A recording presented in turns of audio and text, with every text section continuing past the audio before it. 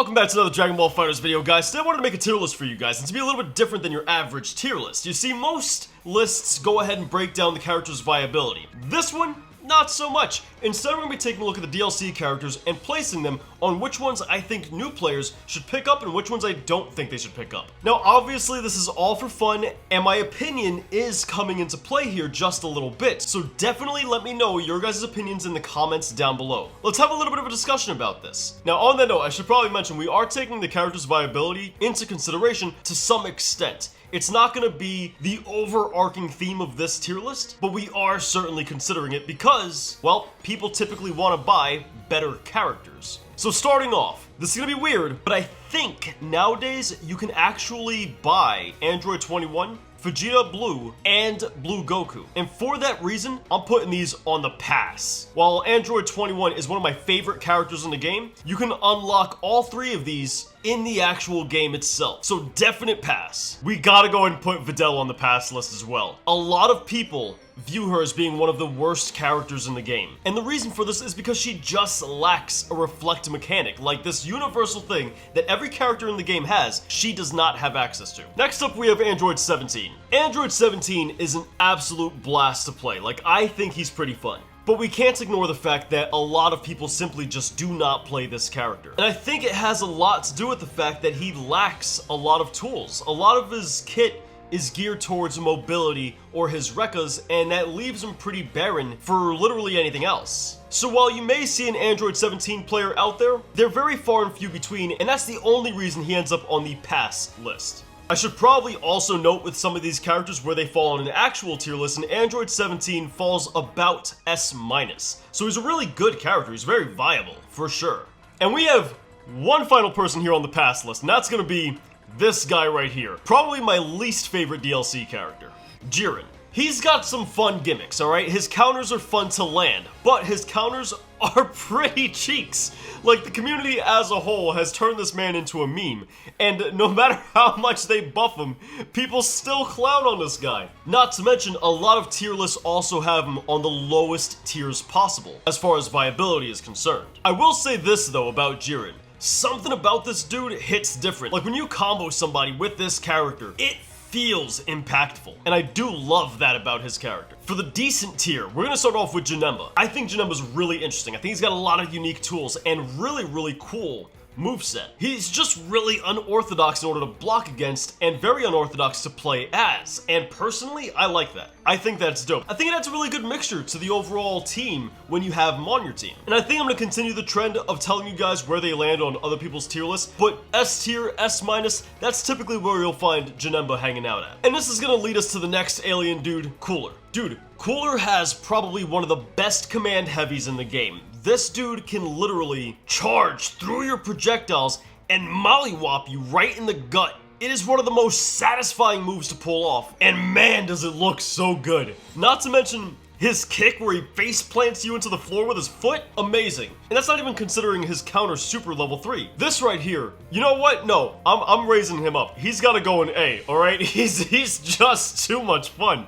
He's just way too much fun. And you know what? For those of you guys who love tier lists, he tends to fall around the S tiers. So if you put the time into this character, you will reap the rewards. Next up, we have Gogeta. I'm gonna put him down at decent. And that's just because you don't see too many people playing him, and when you do, even the people that play him say his buttons are really slow. Now, on that note, I do have to go ahead and throw it out there. Gogeta is a really solid character, and for some really advent Gogeta mains, they will insist that he is underexplored and completely undercredited for what he's capable of. And I respect that. I can totally see that. It took an extremely long time for anybody to catch on that base Vegito was a big deal. So I have no doubt that Gogeta's true potential as a character in this game has yet to be really revealed. I can get down with that. Now, a normal tier list, Gogeta does end up falling on the lower end of the spectrum at A. But keep in mind, this game is extremely well balanced, and even the worst characters are still extremely viable. And as always, once again, if you really enjoy Gogeta as a character from the anime or manga,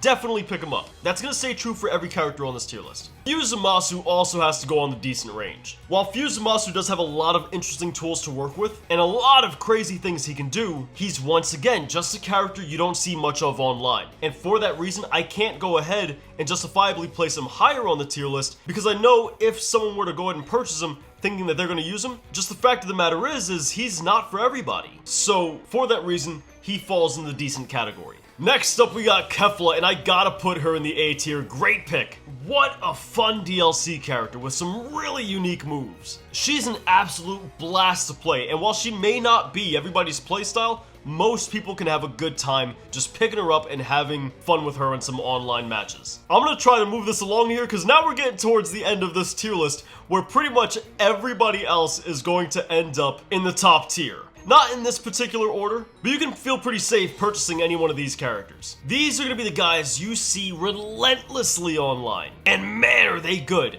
All of these characters fall really high on people's tier lists, as you can see right here. If they aren't the top tiers, they're really close to it. Bardock, this dude is absolutely barbaric, man. Some of the best light attacks in the game, and one of the best rushdown characters you can possibly get your hands on. Base Vegeta can do absurd amounts of damage with his loops. His loops are crazy satisfying, and he's got some really good tools. UI Goku, do I even really gotta say much about this? It's UI Goku. He's got an answer for everything. You literally can't do anything against this character that he can't respond to. And then he's got a tech option that no one else has. Z Broly, one of the best zoners in the game and an absolute terror to defend against. You get locked up by this dude, you get caught defending in the corner, and I guarantee you're gonna be riveting and shaking in your boots while you try to figure out when that command grab is coming. And forget about his setup where he does his barrier into a Dragon Rush like that you can't see the Dragon Rush coming. GT Goku. This character. I don't need to say much other than this is probably one of the most annoying characters to defend against. But he's really solid. And he has some screw neutral buttons that are